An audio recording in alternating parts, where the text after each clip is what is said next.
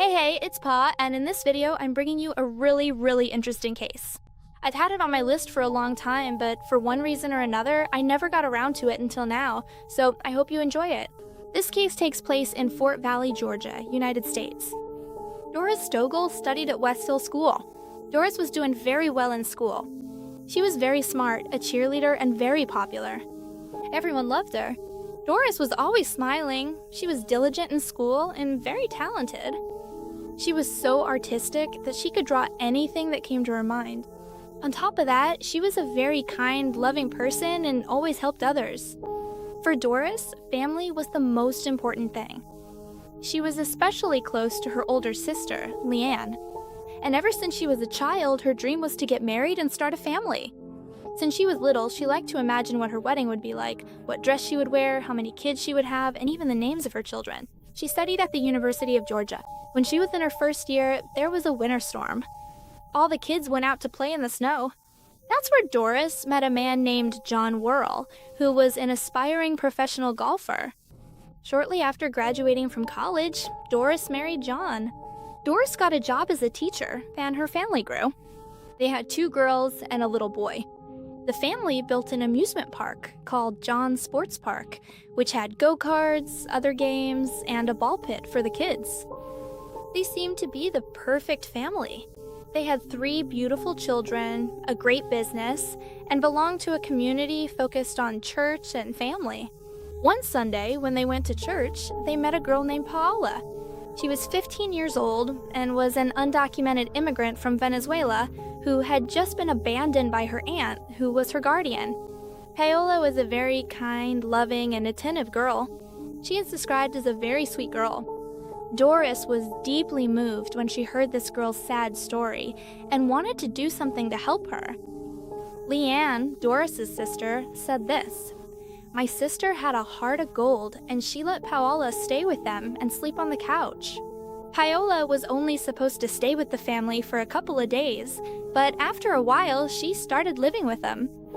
She helped take care of the little kids and worked with John at the sports park. After 4 years, when Paola was already 19, she was still part of the family. They didn't care that she was already an adult, they still accepted her. Doris and John seriously considered adopting her. However, they never went through with the paperwork, although they were helping her legally so she could stay in the United States. They were in the process of applying for citizenship so she could stay legally. The day of the events. On September 20th, 2006, John's sports park was closed because John and Paola were going to do a deep cleaning. Doing this deep cleaning was routine. However, this time was different because Doris usually stayed at home, but that day she went to help because Paola asked her to. Doris had never gone to clean before. Around 9:30 a.m., John left the park because he was going to buy some things, some tools they needed, leaving Paola and Doris alone in the amusement park. At some point between 9:40 a.m. and 11:15 a.m., a gunshot was heard at John's sports park. A couple of hours later, when John returns to the park, he unfortunately finds Doris in a pool of blood. She had a gunshot wound to the head. He immediately called 911 so the authorities would come. Sadly, before the ambulance arrived, Doris had passed away. At first, they thought it might have been a robbery. However, after inspecting the area, they realized that nothing was missing, not belongings or money. The forensic experts stated that Doris tried to run away and even protect her head, since she was covering it and one of her fingers had been severed by the bullet. But unfortunately, there was no sign of the weapon or the killer. They found Paola, who had been hiding in one of the tunnels and hadn't come out for hours because she was scared. She said she was afraid the attacker was still inside the park, so she stayed hidden until John came back. I'm going to show you here the images of Paola when she was found hiding. The officers had to carry her out because she couldn't walk due to the shock. Also, the images of John when the authorities arrived. Paola gave her version of what happened and said this: "After John left around 9:30 in the morning, someone knocked on the door in another part of the park. Doris went to see who it was. After that, I heard glass breaking and the loud sound of a single gunshot." The attack was quick and brutal for Doris. As I mentioned, at first they thought it might have been a robbery. However, that idea was later ruled out. They also thought it could have been a gang, since one used to gather near the area, but that couldn't be confirmed either. The strange thing is, who would be capable of taking Doris's life? Such a kind, loving, religious woman and mother of 3 children. The authorities spoke with her family and acquaintances to see if they suspected anyone who might have committed this crime. When they spoke with Doris's sister, she informed them that John had had some affairs, and that Doris knew about it. Apparently, John cheated on his wife at least 3 times before Doris was murdered. There were also rumors that John had an inappropriate relationship with Paola.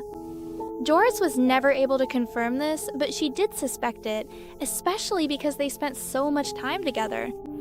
Supposedly, Paola was mainly the nanny at the house, although she also worked with John at the sports park. However, many times she would say she couldn't take care of the kids because she had to go work with John, and they would come home very, very late, hours after the park had closed. Doris's sister also said it was obvious they had a romantic relationship because of the way they interacted, even in front of the family. Doris was fed up and wanted to leave the house. She wanted to leave her husband. She even considered packing all her things, packing her children's things, and moving to her parents' house. But in the end, she decided not to do it, because then she would be letting them win. John would be happy with Paola. During the investigation, Paola was arrested for being undocumented and not having papers. Her arrest was public. She was at a nice restaurant eating with her friends when suddenly the officers showed up to arrest her and later deport her from the country.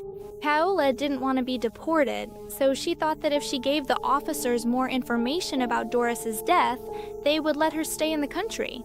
She made the officers believe that she would give them more information about Doris's case. She wrote them a letter saying that she had crucial information about the case. But later, Paola decided not to give this information. I don't know exactly how much she ended up telling the officers, but after they spoke with her, John became the #1 suspect in his wife's death. John hired lawyers for Paola, and her defense managed to get her released after almost a year of being locked up. However, she was still deported from the country. They thought she would go back to Venezuela, but she ended up in Costa Rica. John had also decided to move out of the city. He went to Fernandina Beach, Florida, because his relatives owned property there. He said he moved because half the city pitied him, and the other half blamed him for the death of his own wife, Doris.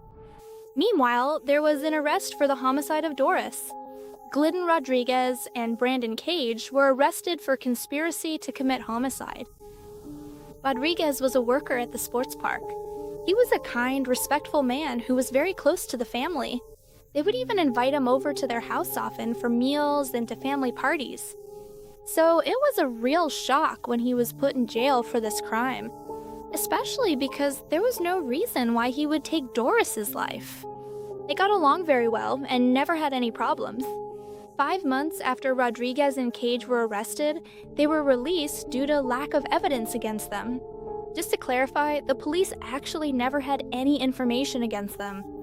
I think they got an anonymous tip saying they were the ones responsible, and they charged them with conspiracy to commit murder, not murder itself. This means that they had supposedly planned or talked about wanting to commit this crime. For a long time, John and his children went unnoticed in Florida. Until a few months later, when John took the family dog to the vet to have it put down. He killed his own dog for no reason at all.